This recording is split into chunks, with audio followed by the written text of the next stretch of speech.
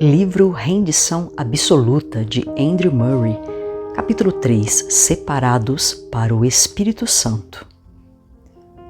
Havia na igreja de Antioquia profetas e mestres, Barnabé, Simeão, por sobrenome Níger, Lúcio de Cirene, Manaém, Colasso de Herodes, o tetrarca, e Saulo.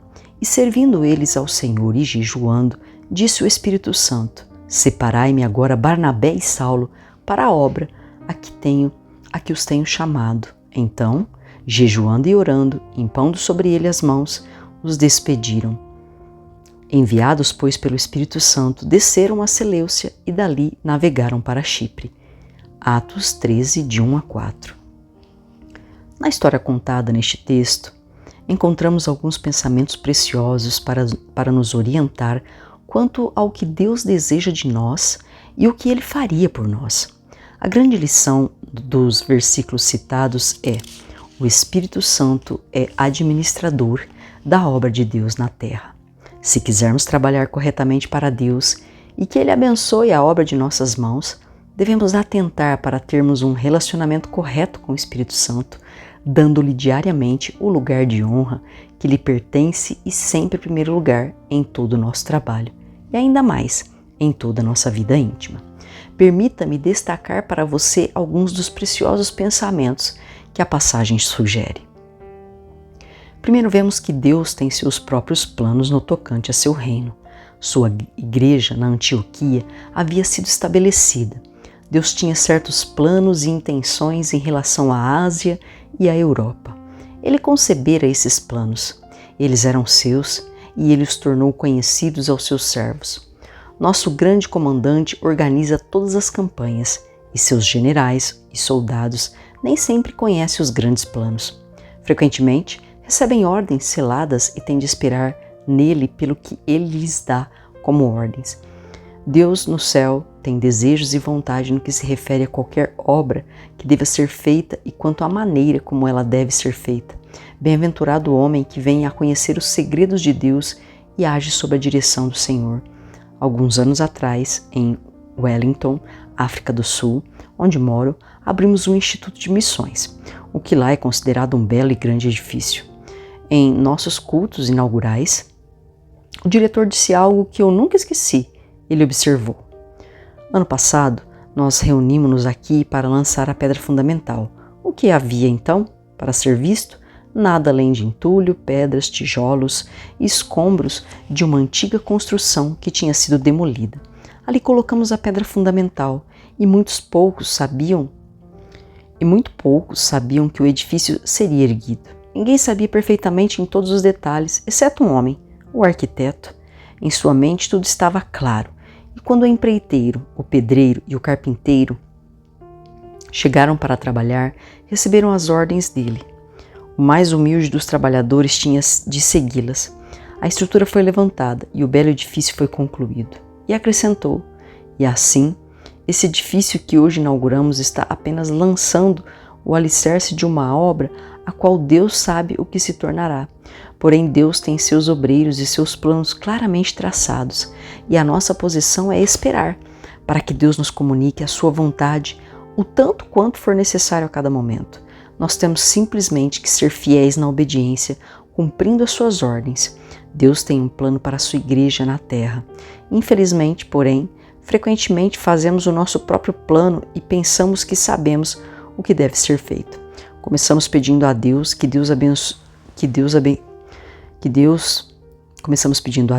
abençoe os nossos débeis esforços, em vez de nos recuarmos totalmente e seguir em frente, se Ele não for adiante de nós. Deus planejou a obra e a extensão do seu reino. Essa obra foi dada ao Espírito Santo, a obra que os tenho chamado, Atos 13, 2. Portanto, que Deus nos ajude, todos nós, a temermos tocar a arca de Deus, 1 Samuel 3,3, exceto quando formos guiados pelo Espírito Santo. O segundo pensamento é: Deus deseja e é capaz de revelar aos seus servos a sua vontade. Sim, bendito seja Deus, pois ainda vem comunicações do céu. Como lemos aqui, o Espírito Santo disse: o Espírito Santo ainda falará à sua igreja e ao seu povo. Nestes últimos dias ele tem feito isso com frequência. Ele veio a homens individualmente e, por seu divino ensino, os enviou para campos de trabalho que outros não poderiam a princípio compreender ou aprovar. Há caminhos e métodos que não os recomendariam a maioria das pessoas. Porém, ainda em nosso tempo, o Espírito Santo ensina ao seu povo. Graças a Deus, em nossas sociedades missionárias estrangeiras, em nossas missões domiciliares e em mil formas de trabalho e direção do Espírito Santo é conhecida, mas penso que estamos todos prontos para confessar, demasiadamente pouco conhecida. Nós não aprendemos a esperar suficientemente nele, por isso devemos fazer uma declaração solene diante de Deus. Ó Deus, nós queremos esperar mais para que Tu nos mostre a Tua vontade. Não peça a Deus apenas poder. Muitos cristãos têm seu próprio plano de trabalho, mas é preciso que Ele envie o poder. O homem trabalha segundo a sua própria vontade e é preciso que Deus conceda a graça. A única razão pela qual frequentemente Deus concede tão pouca graça e tão pouco sucesso. Porém, tomemos todos o nosso lugar diante de Deus e digamos: a força de Deus não será negada ao que é feito conforme a sua vontade. O que é realizado de acordo com a vontade de Deus precisa ter a poderosa bênção do Senhor. Assim, que o nosso primeiro desejo seja a revelação da vontade de Deus. Se você me perguntar, é fácil receber as comunicações do céu e entendê-las? Poderei lhe responder: é fácil para quem está em comunhão adequada com o céu e compreende a arte de esperar em Deus em oração. Quando frequentemente perguntamos como uma pessoa pode conhecer a vontade de Deus, e quando estão perplexas as pessoas,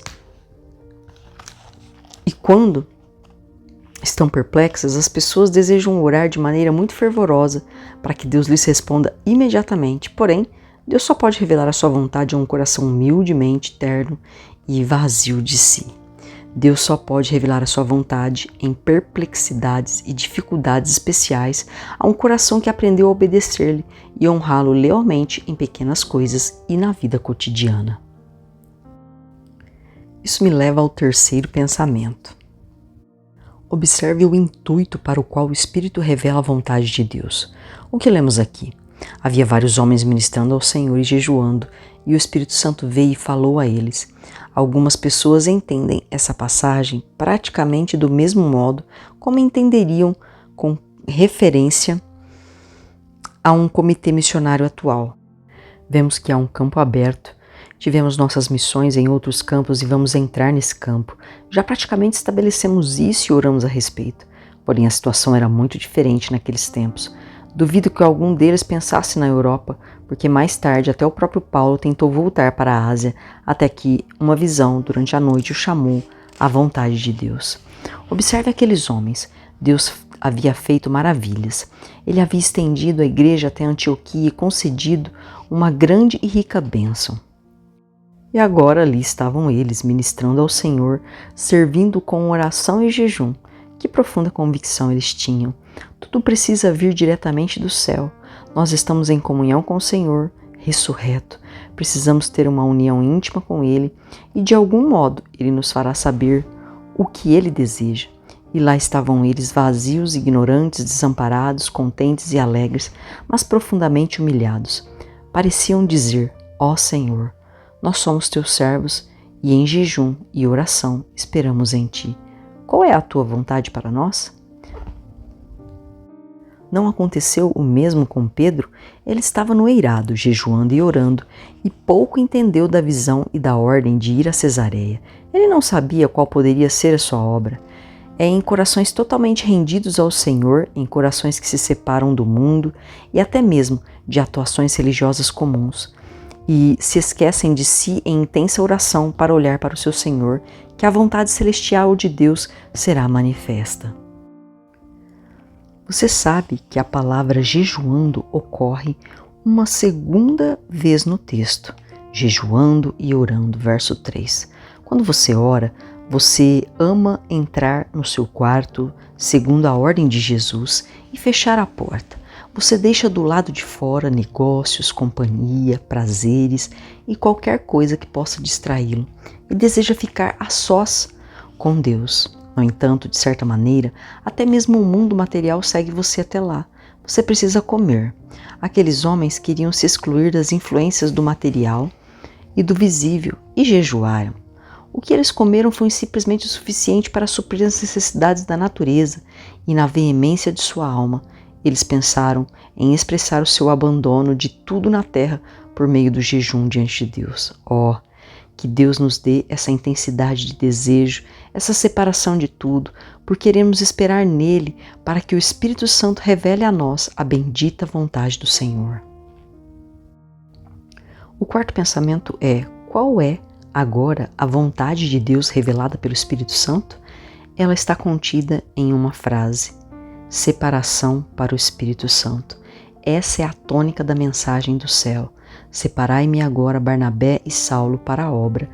Aqui os tenho chamado. Verso 2. A obra é minha e eu me importo com ela. Escolhi esses homens e os chamei, e quero que vocês, que representam a Igreja de Cristo na terra, separem-nos para mim. Observem essa mensagem celestial em seu duplo aspecto. Os homens deveriam ser separados para o Espírito Santo. A Igreja deveria fazer a obra de separação. O Espírito Santo poderia confiar que aqueles homens o fariam com a disposição correta. Ali estavam eles, permanecendo em comunhão com o Eterno, e o Espírito Santo podia lhes dizer: façam a obra de separar estes homens. Aqueles que eram os homens que o Espírito Santo havia preparado, e a respeito deles, ele podia dizer: separem-nos para mim. Aqui chegamos à própria raiz, à própria vida da necessidade de obreiros cristãos. A pergunta é: o que é necessário para que o poder de Deus repouse sobre nós? Mais poderosamente, a fim de que a bênção de Deus seja derramada mais profundamente entre aquelas pessoas pobres e miseráveis e os pecadores que perecem, em meio aos quais trabalhamos? E a resposta do céu é: quero homens separados para o Espírito Santo. Aleluia! O que isso implica? Você sabe que há 2 Espíritos na terra. Ao falar sobre o Espírito Santo, Cristo disse: o Espírito da verdade que o mundo não pode receber. João 14,17. Paulo disse: nós não temos recebido o Espírito do mundo, e sim o Espírito que vem de Deus. 1 Coríntios 2,12. Esta é a grande necessidade de todo obreiro: o Espírito do mundo sair e o Espírito de Deus entrar para tomar posse da vida interior e do ser por inteiro. Tenho certeza de que há obreiros que frequentemente clamam a Deus para que o Espírito Santo venha sobre eles como um espírito de poder para a sua obra, e quando sentem essa medida de poder e recebem bênçãos, agradecem a Deus por isso, porque Deus quer algo mais e algo mais elevado. Deus deseja que busquemos o Espírito Santo como o espírito de poder em nosso próprio coração e em nossa própria vida para vencer o ego, expulsar o pecado e desenvolver em nós a bendita e bela imagem de Jesus. Há uma diferença entre o poder do Espírito como um dom e o poder do Espírito para a graça de uma vida santa. Um homem pode frequentemente ter certa quantidade do poder do Espírito, mas se não houver uma grande quantidade do Espírito como Espírito de graça e santidade, o fracasso se manifestará em sua obra. Ele pode ser tornado um meio de conversão, mas nunca ajudará as pessoas a prosseguirem para um padrão mais elevado de vida espiritual. E quando ele morrer, grande parte de sua obra poderá também desaparecer. Porém, um homem separado para o Espírito Santo se rende a dizer: Pai, que o Espírito Santo tenha pleno domínio sobre mim, em minha casa, em meu temperamento, em toda a palavra de minha língua, em todo o pensamento do meu coração, em todo o sentimento por meu próximo, e que o Espírito Santo tenha posse total.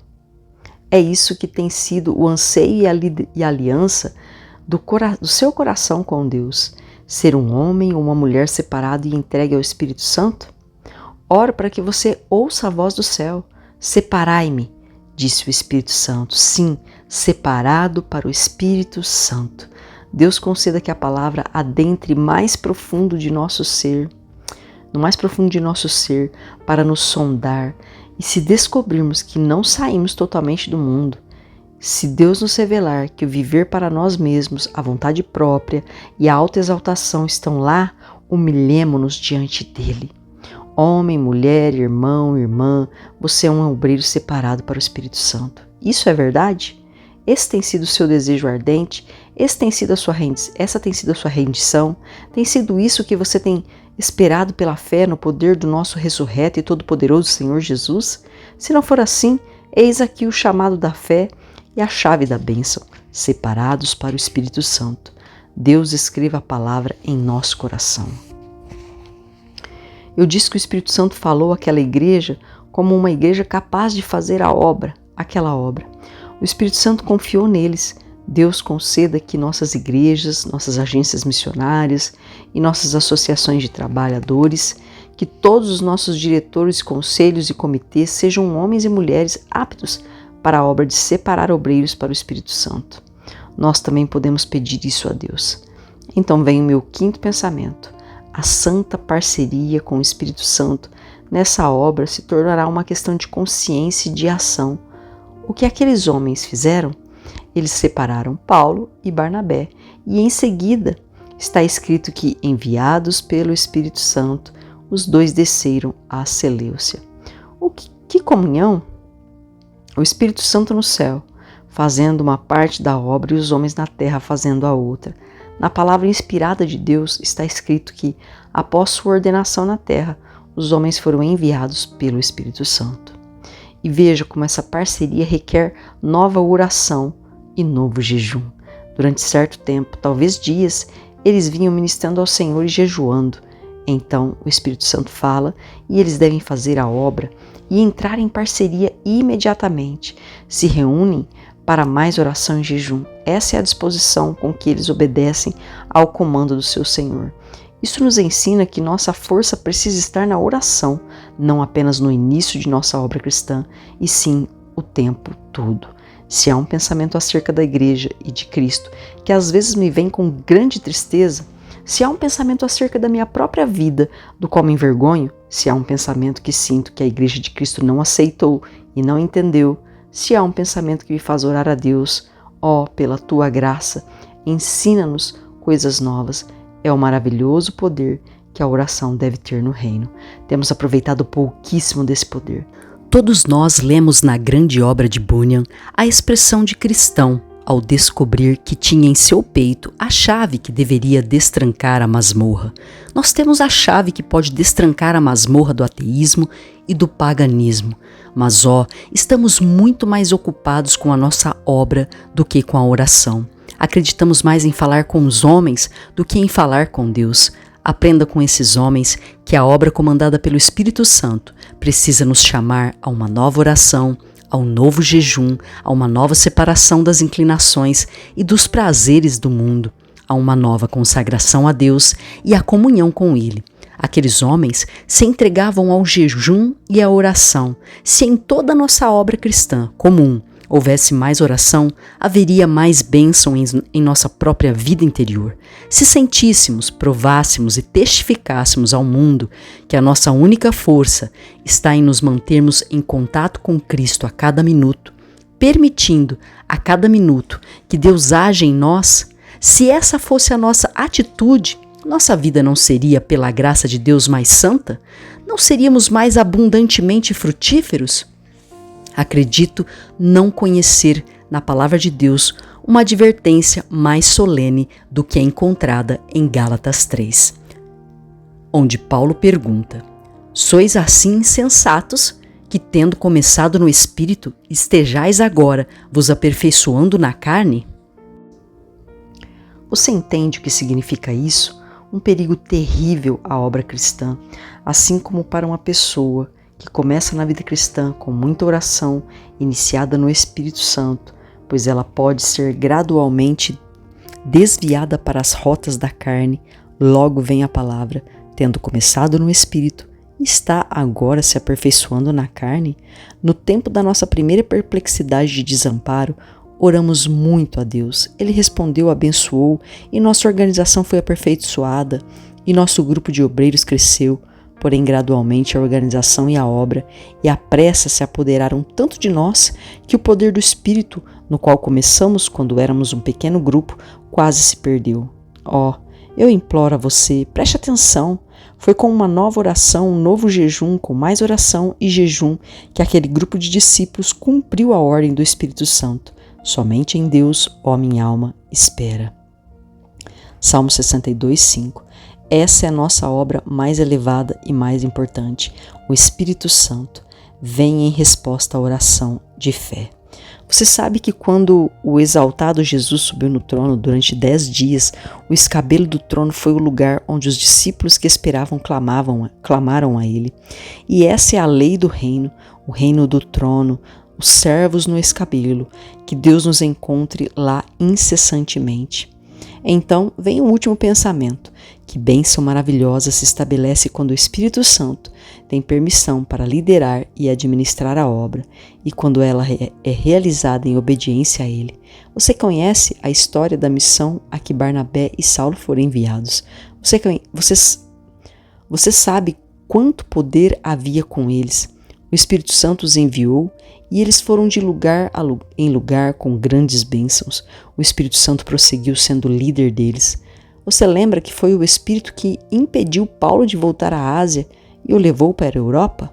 Oh, quanta bênção repousava sobre aquele pequeno grupo de homens e sobre seu ministério ao Senhor. Imploro que aprendamos a crer que Deus tem uma bênção para nós. O Espírito Santo, em cujas mãos Deus colocou a obra, foi chamado de o executivo da Santíssima Trindade. O Espírito Santo não tem somente poder, mas também um espírito de amor.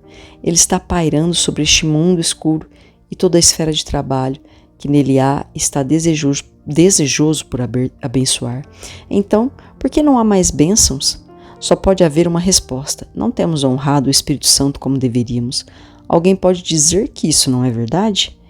Todo coração sensato não está pronto a clamar: Deus, perdoa-me por não haver honrado o teu Espírito Santo como deveria, por havê-lo magoado, por haver permitido que o ego, a carne e a minha própria vontade operassem onde o Espírito Santo deveria ter sido honrado. Que Deus me perdoe por haver permitido que o ego, a carne e a vontade tomassem o lugar que Deus queria que o Espírito Santo ocupasse. E o pecado é maior do que sabemos. Não é de admirar que haja tanta fraqueza e fracasso na Igreja de Cristo. Oração. Pai, a tua palavra afirma: maldito o homem que confia no homem, faz da carne mortal o seu braço. Contudo, é muito mais provável que eu confie mais em mim mesmo e nos outros do que na tua palavra e no teu Espírito. Vejo uma bifurcação à minha frente e o teu caminho parece nebuloso e repleto de oportunidades para uma fé que eu não quero exercer. Enquanto isso, o meu caminho parece estar traçado, claramente marcado e certo. Mas Deus, que tolice a minha, acreditar que melhor do que tu, eu conheço o caminho e saiba o que acontecerá. Concede-me primeiramente o dom do arrependimento por não me apoiar no Espírito, e sim no meu próprio entendimento. Depois, Senhor, dá-me o dom da fé para viver passo a passo, sem nenhuma certeza do que virá entre hoje e a eternidade. Tu prometestes a eternidade contigo, e esses passos, hoje, são tão curtos quanto o orvalho da manhã. Lembra-me disso todos os dias, Pai. Concede-me a força para obedecer ao teu Espírito e confiar na obra do teu Filho. Em nome de Jesus eu oro. Amém.